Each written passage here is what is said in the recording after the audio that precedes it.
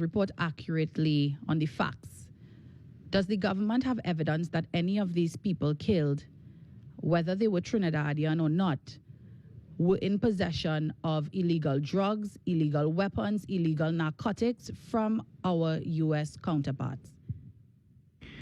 The answer to that, in short, is no. And the reason for the answer being no, the strikes are military intervention strikes or military strikes being conducted in pursuit of a military operation by the U.S. There's information that the U.S. will share. There's information that they won't share pursuant to a military operation, which is what this is. These are strikes that are being conducted in international waters.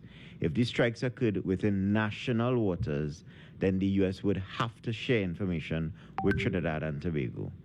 These are not strikes that are occurring within our territorial waters, nor are these strikes that are occurring in our EZ. They are strikes that are occurring in international waters, pursuant to a military operation with entities that they've designated as terrorist organizations. I don't hear the media coming to ask Trinidad and Tobago about strikes that occur in Lebanon or Syria by other international entities when they deem persons as combatants pursuant to designating them as terrorists.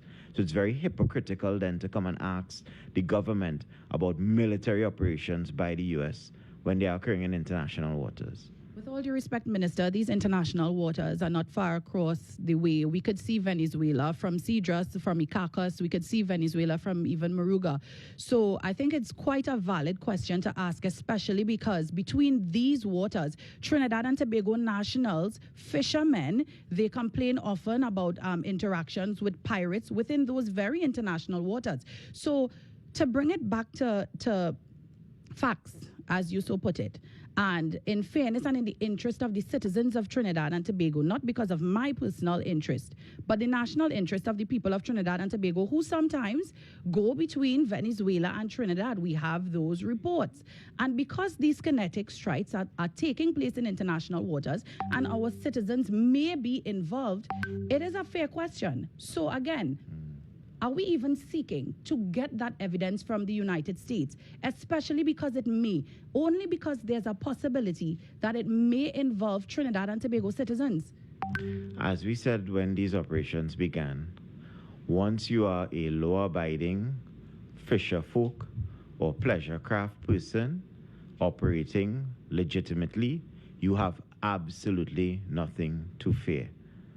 And that answers your question in short. Do we have evidence that the strikes occurred in international waters and not our own? Yes. Yes, we have evidence that the strikes occurred in international waters. Minister Sobers, you said you had information that the strike that reported on October 14th happened in national waters. What evidence exactly is that? What specific evidence you have? That would have been some of the information that would have been shared to us by the U.S. Do you know exactly where it happened? No, I don't have the longitude and latitude to provide to you now. But would you do it sometime in the future? I may consider providing you with the longitude and latitude in the future.